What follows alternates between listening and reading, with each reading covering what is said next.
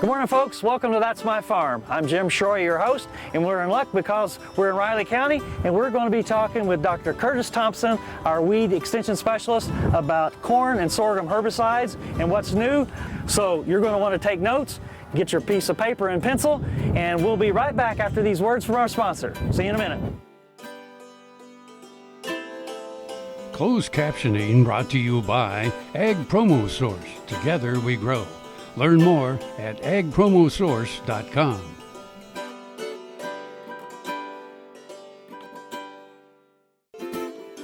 That's My Farm is brought to you in part by Tallgrass Commodities. Big enough to serve, small enough to care. Good morning, folks. Welcome to That's My Farm. I'm Jim Shroyer, your host, and we're in luck because we're on the campus of Kansas State University and the Agronomy Farm, and we are fortunate to have Dr. Curtis Thompson with us. He is our weed scientist, extension specialist. And Kurt, thanks for being here. And it's time to be talking corn, grain sorghum herbicides. So what do some producers, let's talk about corn producers first. What do they need to be thinking about at this time of year prior to planting? All right. Always a pleasure to be with you, Jim. Thanks, Kurt. You know, for corn folks, right out of the chute, you know, I'm saying, have you taken care of your mare's tail? Right.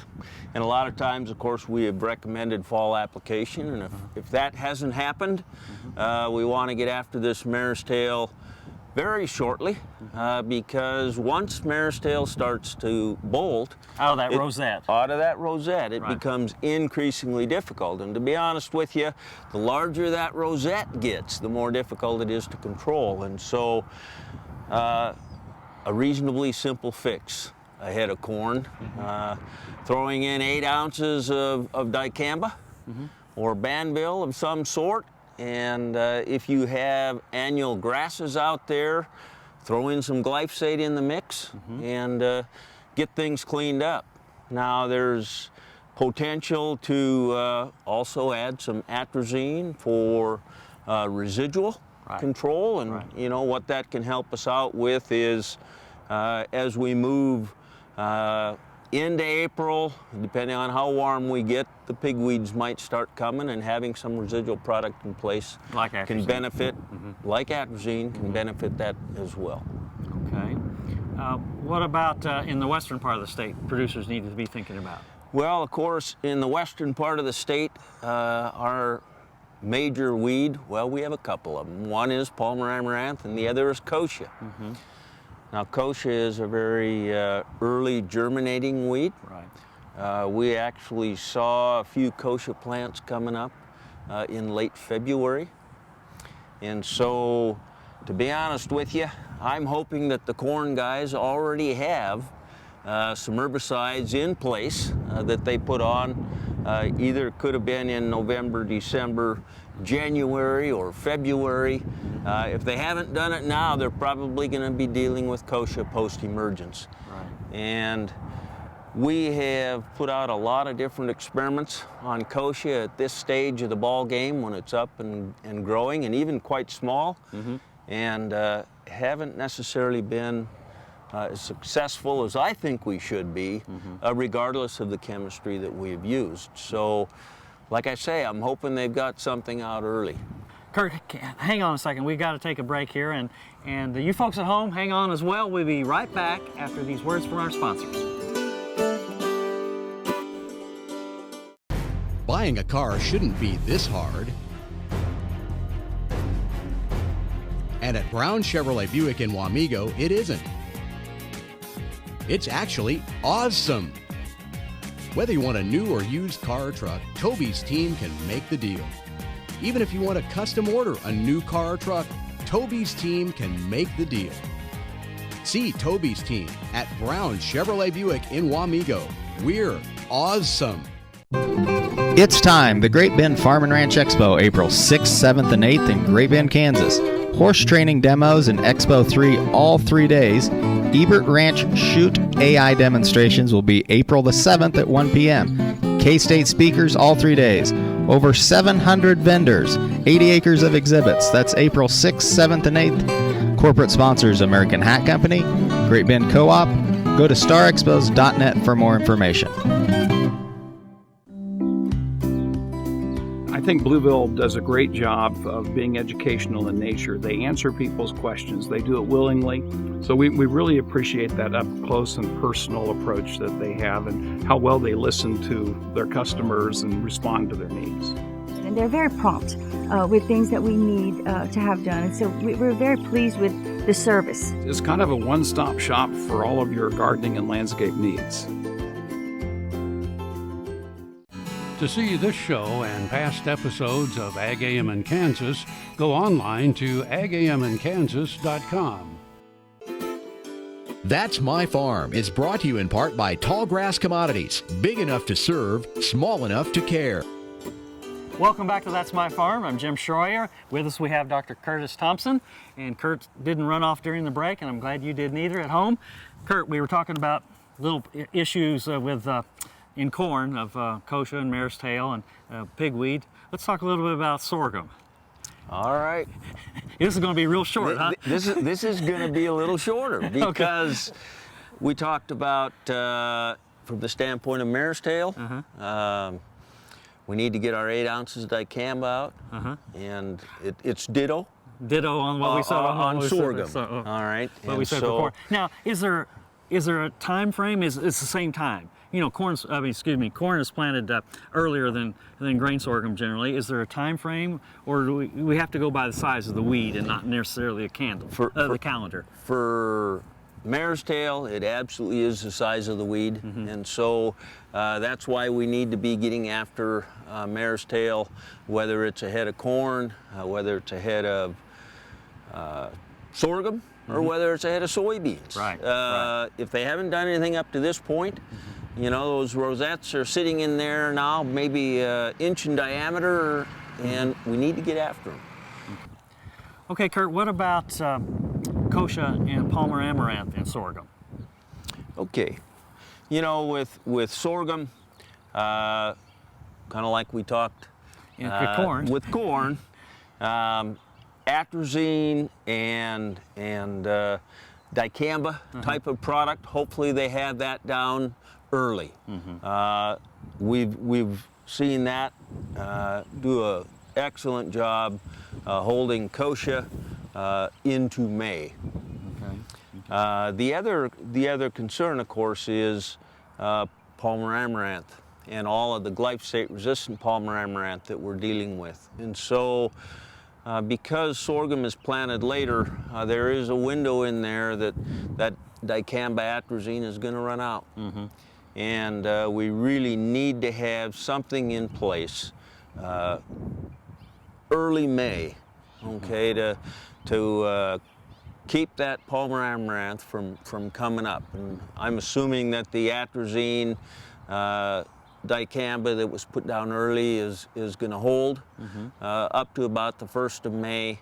And then we need to have perhaps their pre-emergence product that they might use in sorghum put down in early May, or at least a part of it.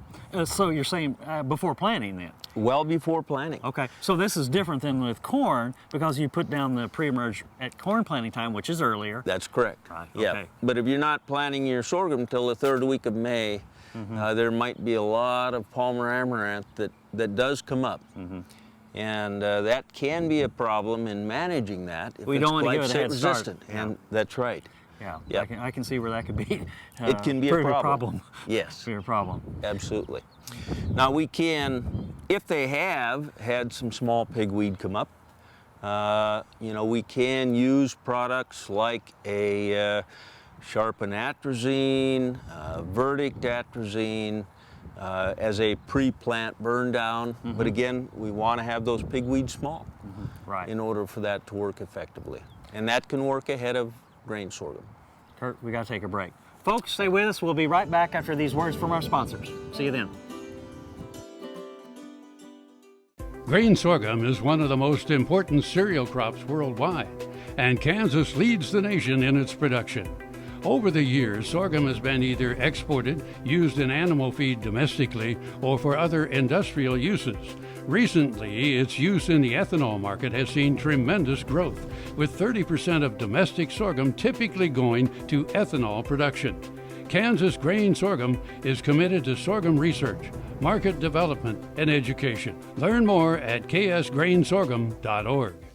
Tallgrass Commodities offers producers bulk commodities at a reasonable price with reliable service throughout the whole Midwest. To find out more about Tallgrass Commodities, visit tallgrass.us or call 785-494-8484.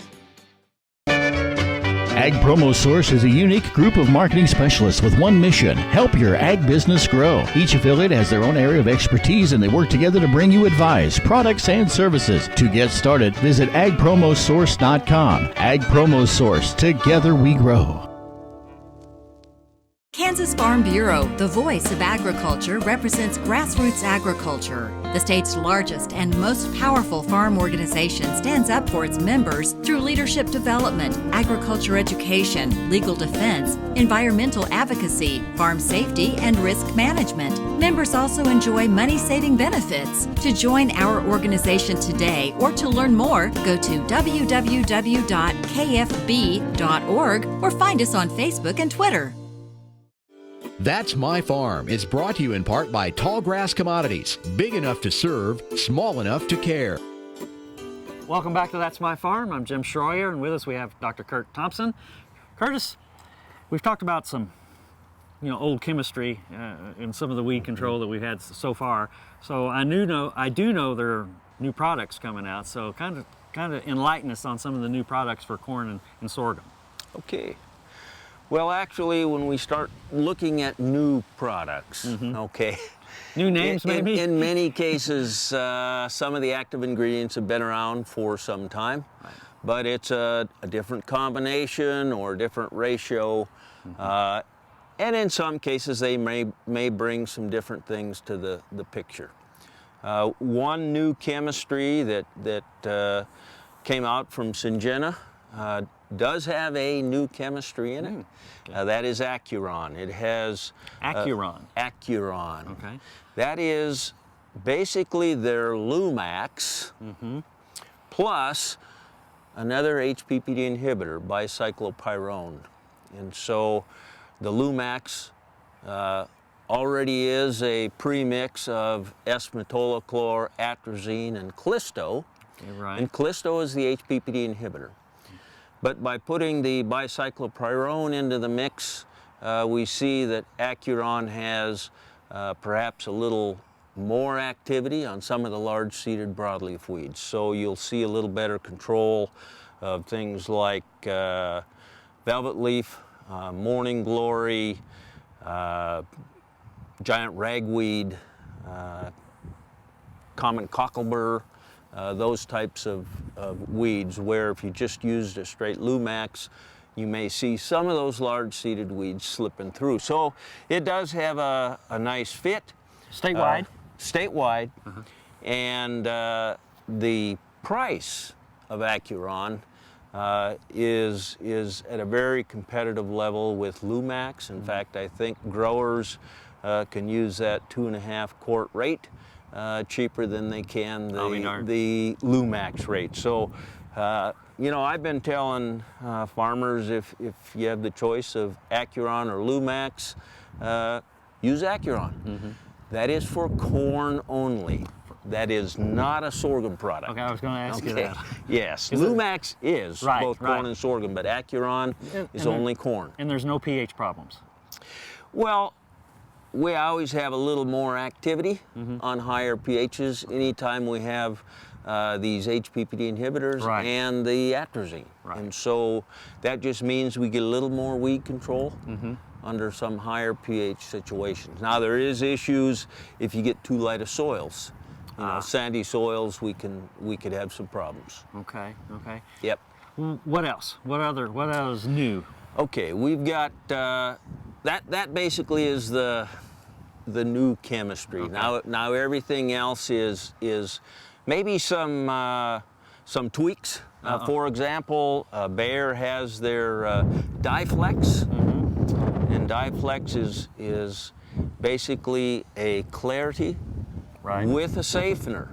Okay. And it's the same safener that they have in their Balance Flex or in their Corvus.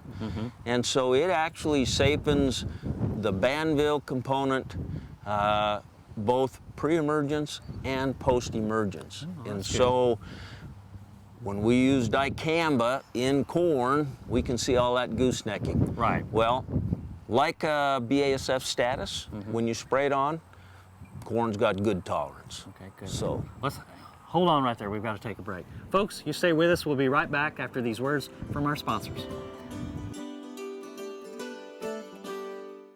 Soil is the life of a farm, and for 25 years, SureCrop Liquid Crop Nutrition has helped growers produce abundant quality crops while preserving and improving the soils they steward. SureCrop offers complete soil and plant analysis with cropping recommendations, delivery direct to your on-farm storage, and quality crop nutrition custom blended for your field. Choose SureCrop for the assurance of excellence for your soil. Call today or visit their website for more information. The Kansas Wheat Innovation Center in Manhattan is rediscovering ways to get improved varieties and new genetics in the hands of farmers faster. Grower-led and checkoff-funded research initiatives are bringing about positive change. This grassroots leadership provides a strong voice in Topeka and Washington, D.C. Now is the time to partner with Kansas Wheat in moving wheat forward. Kansas Wheat Commission and Kansas Association of Wheat Growers. Farmers investing in their future and yours. Log on to rediscoverwheat.org. Support Kansas agriculture education with an AgriTag. AgriTags are available anytime at your county treasurer. They look great on cars and trucks. For more information, go online to ksagclassroom.org. That's My Farm is brought to you in part by Tallgrass Commodities, big enough to serve, small enough to care. Welcome back to That's My Farm. Kurt, let's jump right into continuing the line of conversation on new products. all right. Well, Bayer has, in addition to their Diflex, they have Diflex Duo, which is simply a combination of the Diflex and Lotus. And so again, broad spectrum, broadleaf weed control, and some grass activity from the Lotus. Okay. Dow has a new one called Resicor. And Resicor, if you're familiar with their Sure Start 2 or Monsanto's Triple Flex 2, this Resicor has, instead of the Python in it, it has Callisto. So it is a premix of the Stinger or clopyralid, acetochlor, and the Callisto. So again, 3 modes of action, a good pre-emergence, and has post-activity in corn. One more would be BASF's Armazon Pro.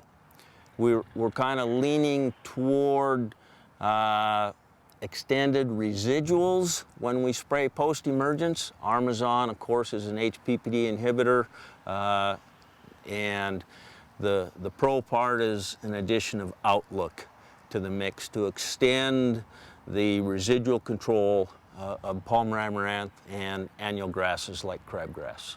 Okay. Now, which of these products can we, you've mentioned a time or two corn, but which of these products can go on sorghum, of these new ones?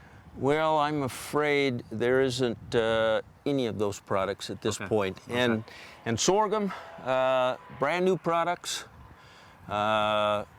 that list is really, really short. Okay. We'll talk about one of those. Okay. Well, hang on. We'll talk about that after this break. So, folks, stay with us. We'll be right back after these words from our sponsors.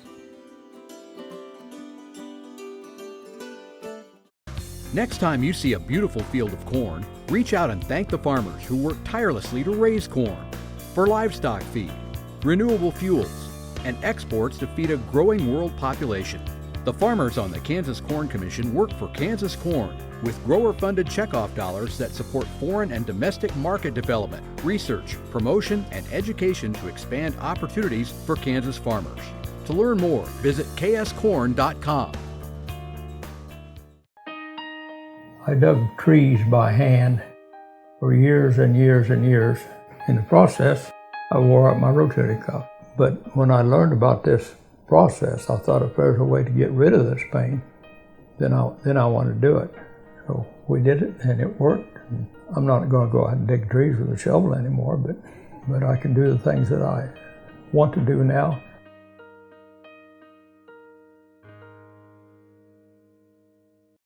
Valley Vet Supply is devoted to providing information and professional quality products at reasonable prices. Valley Vet Supply. Watch Ag AM in Kansas online at agaminkansas.com. That's My Farm is brought to you in part by Tallgrass Commodities, big enough to serve, small enough to care. Welcome back to That's My Farm. I'm Jim Shroyer, and with us we still have Dr. Kurt Thompson with us. And Kurt, a while ago you teased us with something new in sorghum, so I got a bite. What is it? All right. So we've actually been working on this project for some time here at K-State, and that is our ALS-resistant grain sorghum. Now, we're soon to be in the market. In Zen sorghum as soon as we get some hybrids available, because just a couple, 3 weeks ago we did get a registration for the active ingredient nicosulfuron, which is the chemistry that we will use post-emergence in Zen sorghum to control annual grasses, and that just isn't something that we've had in grain sorghum. No, grasses are the big problem in sorghum. They are. And so with post-emergence nicosulfuron, we'll be able to control a number of those annual grasses, but they have to keep in mind that it's not glyphosate. Think back in the corn days when we were using Accent. We had to spray grasses small if we wanted effective control. And there's some differences between the grass species and how large they can get.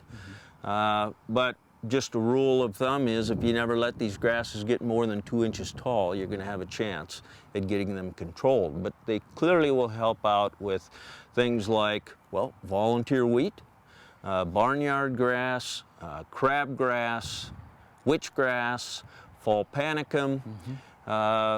Some that we struggle with just a little bit is that darn crabgrass. Crabgrass does have to be very small if you want to get effective control. We have some other grasses like stinkgrass that is also very difficult to manage. And one that, you know, I know from the standpoint of the western 2/3 of this state, grassy sandbur is another one that has to be really small if we expect to get good control. So now it's all contact. It's not a residual, or does it have some residual activity? Well, I don't remember. Yeah, the residual is going to be really short. Okay. So we are depending primarily on post-emergence activity. Now it may have a short residual, but it's not very lengthy. Okay, so if you get a little bit of a rain later on or something like that, you could have another flush of these grasses that would come on and that you would be able to control then. Unfortunately, yes. But the thing that we are strongly encouraging is that they use a pre-emergence herbicide in place. And so if some grasses come up, this would allow you to come in and kill those. When you get that rain for that other flush, you might be activating your pre-emergence herbicide, and so you're in business. Well, Kurt, how big or tall can the sorghum be? Well, they are encouraging its use with atrazine, and so whatever is most limiting on the label when you make your applications, we're looking at like 12-inch grain sorghum. What's most important is the fact that we get it on small weeds. And we are still going to have to control our broadleaf weeds, and that, again, we're going to go back to needing that pre-emergence herbicide in place to manage Palmer amaranth. Kurt, thank you for taking time this morning to talk to us about herbicides in corn and sorghum and what's new. Folks, thanks for being with us, and don't forget, next time about this same time on Friday morning, we'll have another issue of That's My Farm. See you then. Closed captioning brought to you by Ag Promo Source. Together we grow. Learn more at agpromosource.com.